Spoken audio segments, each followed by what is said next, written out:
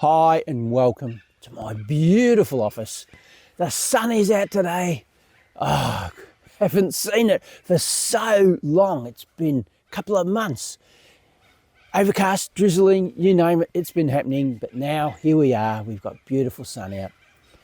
The silver wattle is out in full bloom, announcing the breeding season for birds and animals. So this is my favourite time of year, July, and yeah, just the anticipation of what's to come is very exciting. But that's not what this video is all about. It's all about this guy right here, the DJI Ronin Mini 3 gimbal. It's not going to be an in-depth review on this product. It's more about my opinion on it and how I've been going with it more than anything. So I think we'll start off with having a look at my setup. So I have the Canon R5C with the 24 to 105 kit lens. It's nice and light, just makes it a lot better for having it on the gimbal. And I generally go around with it out to the 100mm. That helps me to keep away from my subjects a bit more. Just stay back, don't disturb them too much. I have a monitor on the small rig handle. I went for that one for a couple of reasons. It has a very soft grip, got lots of raving reviews because of that. It also has slots in the handles that I thought when I was looking at it online would be great for putting the cables through, so for cable management.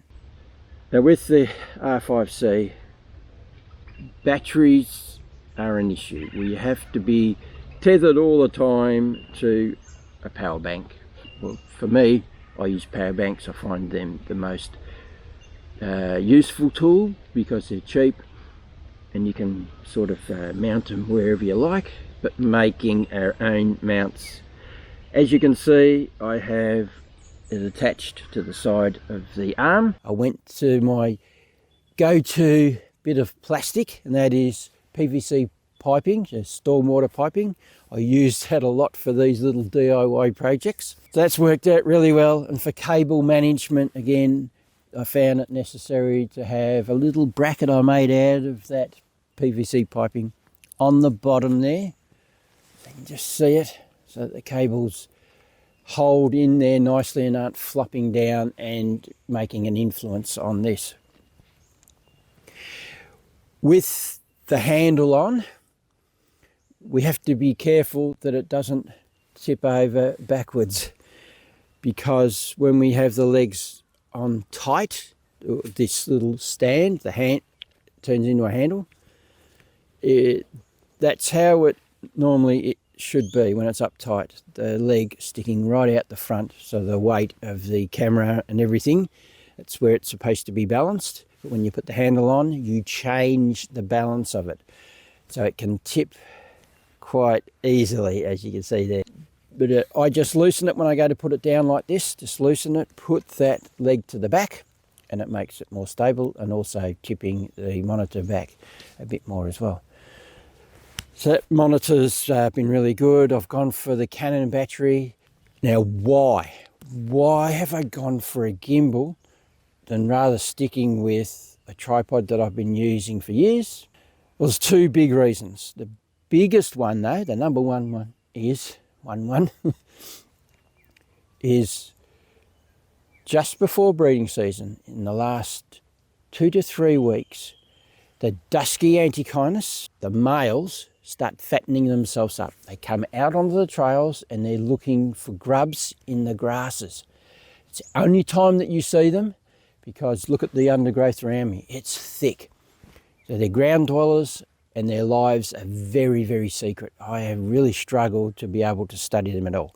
And what I found last year when they come out onto the trails, using a tripod was quite awkward, because you don't want to disturb them, although they are really fixated on getting the grubs. They don't take a lot of notice of you unless you make big movements. So I have to be really careful with the tripod, leave the legs out. As it moves, I've got to move with it. put the tripod down, get it leveled, set up, and try to start filming. And generally speaking, they move on a couple of meters.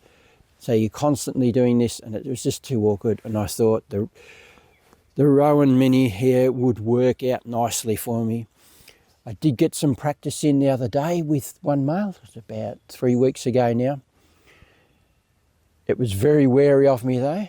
Using the gimbal did make it a lot better with less movements, especially being able to use the joystick, moving the camera around. So I'm not making movements like this, moving my whole body around.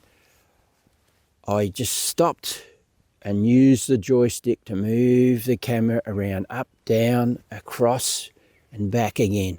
There's no movement of my body there. It's only when it moves over a couple of meters, I can just slowly walk across, keep filming as I'm walking, keeping it on my subject as best as possible.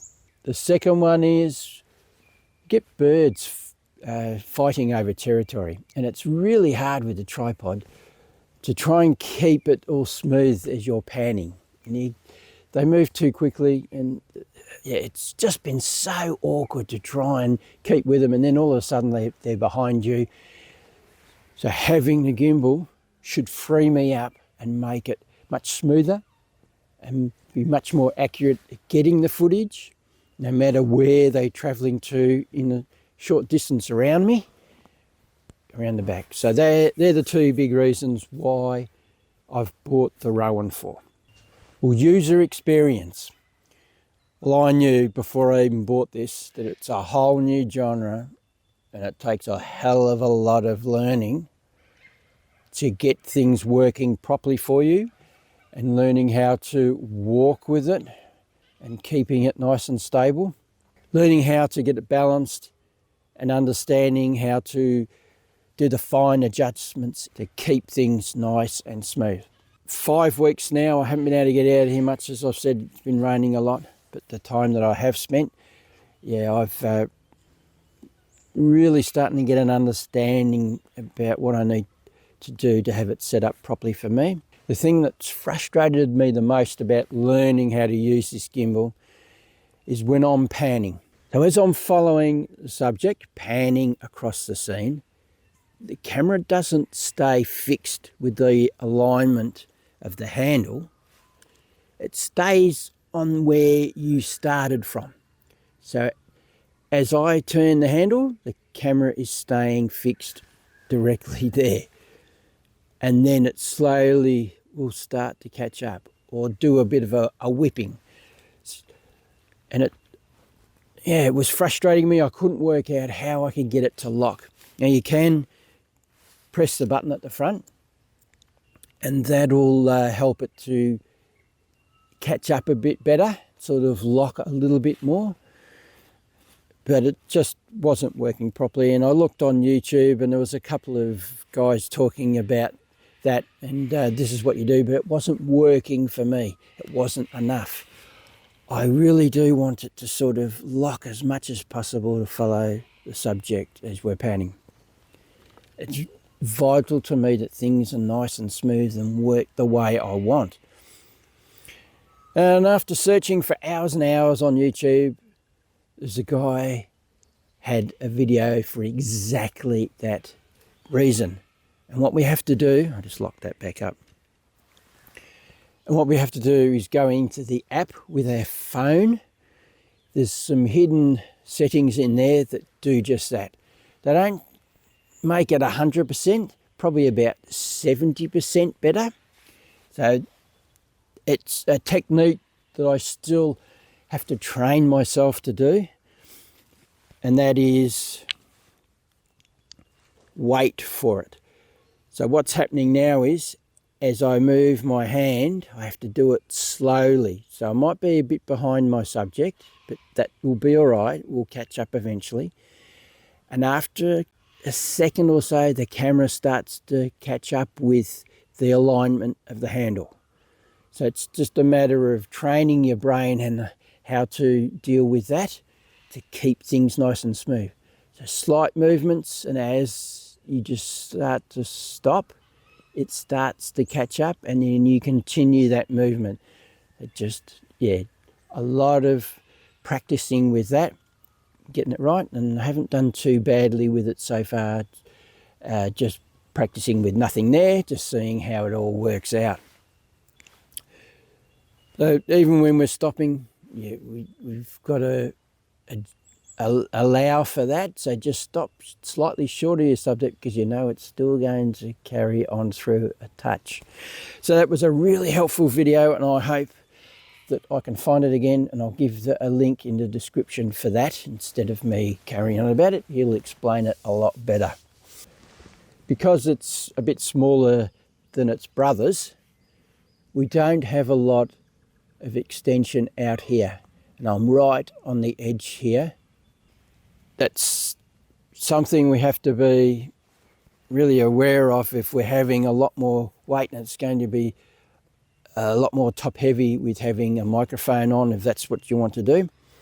I found that I can't balance it that way because there's just not enough adjustment. So that's a negative. The other thing that we have to really be careful of is a touch screen. Because I'm using the joystick a lot to move the camera around, my finger gets a little close to the screen, and all of a sudden it's going nuts because I've changed the mode that it's in, doing, you know, a 360 turnaround, you know, a selfie. What we have to do is lock the screen, and I have to remember to lock the screen. There is another negative when we're using microphones on top of the camera. There's not a lot of room between the microphone and this back plate. So it will hit it. So you get to that point, it's going to be touching up here.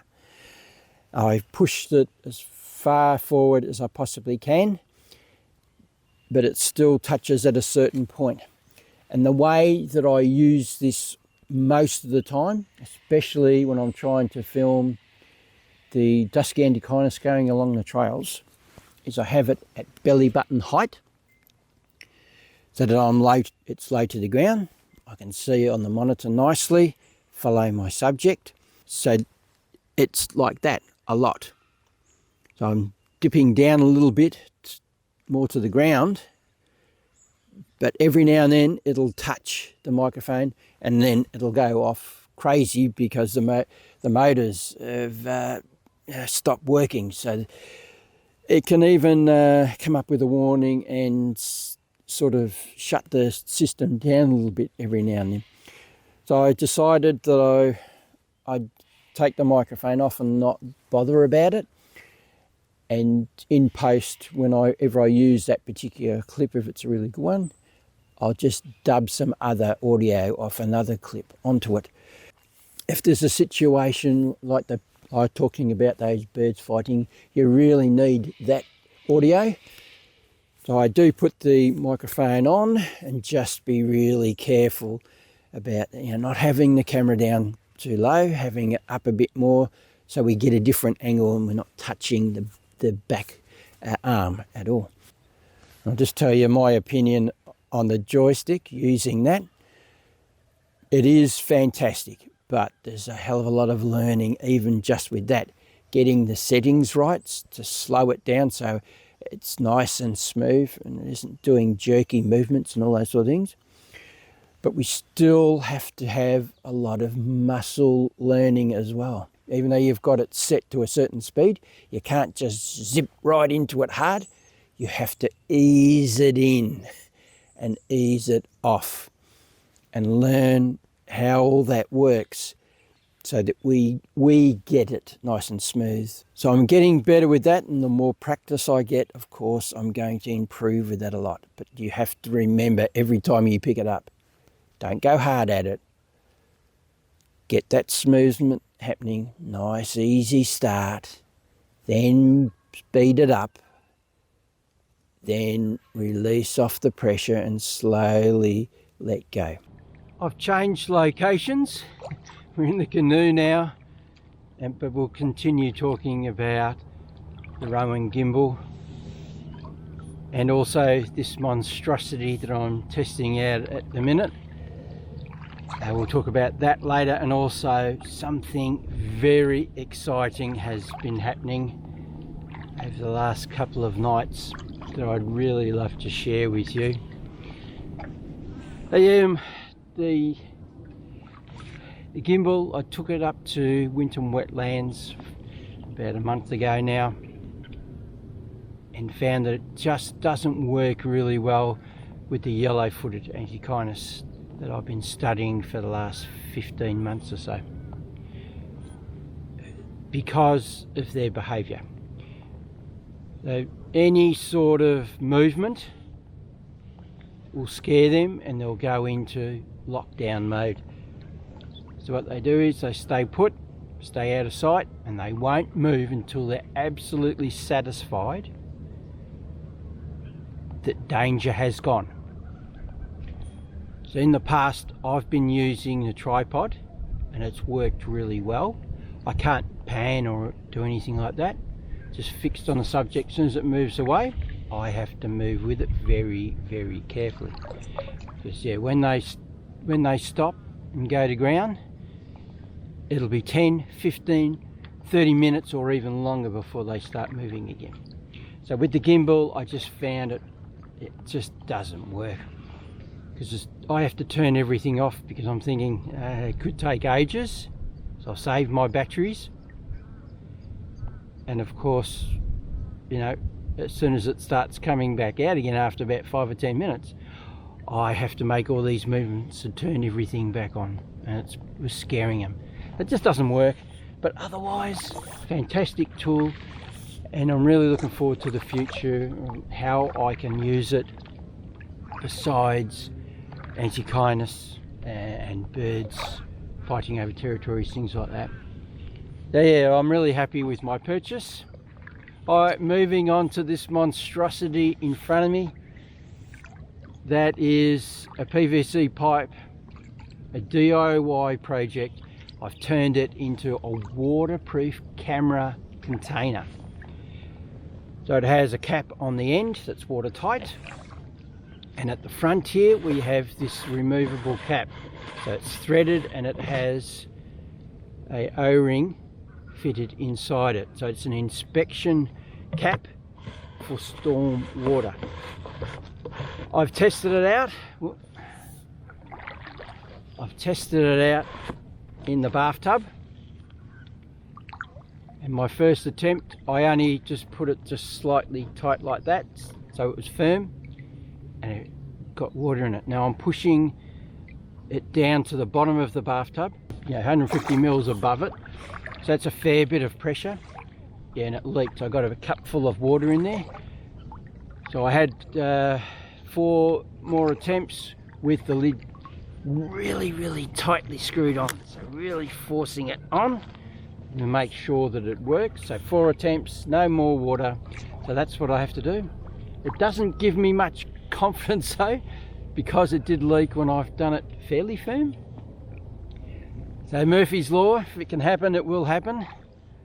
But I've made a bracket and set it onto the canoe, velcroed in. So hopefully, you know, with this testing I'm doing now, I've been getting fairly confident that things are going to work out really well for me. We're getting wind on the mic again. Unfortunately, just have to hang on. And no, we've got a helicopter coming over as well. So I think it's going to be okay. I've just got to get gutsy and put in my Canon R5C with the 100 to 500mm lens. That's what I've designed it around. So there's foam in there and it should be hunky-dory. I also checked out by putting the exact weight of the camera and the lens, which is a bit over 4 kilos, in the container, just to see how it would float. With nothing in it, it floats perfectly, but with the weight in there, it did come down a bit. So it was 60mm on the front end here, and it was 20mm at the back. So that's not bad. That's not a lot of pressure of water. If it does fall in, it's going to float and is not going to have a big amount of pressure around the seal where it can force, the water can force its way in. All right, my big news. I checked yesterday my trail camera in nesting box number 2. I've had a lot of activity with a dusky female coming in and re-establishing it as a nesting site. She's been sleeping there a couple of nights. Then yesterday, early in the morning, a male came in for a visit and started mating with her in the nest. So we can't see what's happening, but we can hear some stuff going on. And 3 minutes later, I think it was, another male came in, went down to the nest, tried to get in with them, and the other male came out, who was much bigger than him, and chased him up to the entrance. And when they got to the entrance, the big male attacked him. The smaller male fell to the top of the nest. He just collapsed as the other male attacked it, collapsed and played dead. A female came out of the nest to see what's going on, and when she touched that male, it jumped up and took off out of the nesting site. Very, very interesting. So there's a new bit of information I've learnt, or a couple of things I've learnt about the dusky. It's so exciting, because I checked it again this morning and there's about 40 odd clips in there, so there's been a lot more activity going on overnight. I haven't looked at it because I had to shoot out here very quickly. I'm on a bit of a time schedule at the minute. I've got to pack my car to go away to Winton Wetlands next weekend. So this coming Friday, heading back up there. I'll be up there for daybreak Friday morning, and to hopefully see some mating of the yellow-footed Antechinus. Now, nature has a way of making you wait for a long time. You have to earn the right to be able to see amazing and film amazing events like that. Now, hopefully, maybe I've done enough hours that she will approve of me getting some nice footage and learning a lot more about the yellow-footed Antechinus. That'd be awesome. So yeah, staying until Monday morning, heading back home then. So if any of my subscribers or people that watch my stuff want to meet me up there, drop in and say hello at the camping site. And also, if you would like some tutoring, so paid tutoring, I don't want to do courses. What I'd like to do is just like pretty much walk and talk, so coaching. So if you're interested in that, drop me an email or comment on this video. And yeah, might see you up at Winton Wetlands. I hope you enjoyed this video and got something out of it, and enjoyed me sharing the events that have happened with the Dusky Antechinus. If you'd like to subscribe to my channel and get more of this amazing stuff, click on my icon right there in the bottom right hand corner of the screen. Hit the little bell, you'll get notification whenever I do anything else. And if you want to go and have a look at the other mad and crazy things I've been doing in the past, click on my icon right here at the end of this video. Take it to my channel. I talk about photographing and filming in the forest and open forest environments, birds in flight, and tons of stuff to do with photography and filming of wildlife. And when I go on adventures, I always take you with me. And when I do reviews on cameras and camera accessories, I give you my honest opinion on them. And also any DIY project that I do, and share it with you. So go and have a browse. There'll be something there of interest to you, I am sure. Now just remember, if you don't do, you don't get. So get out there and start photographing and filming wildlife, and I'll catch you on the next one. Bye.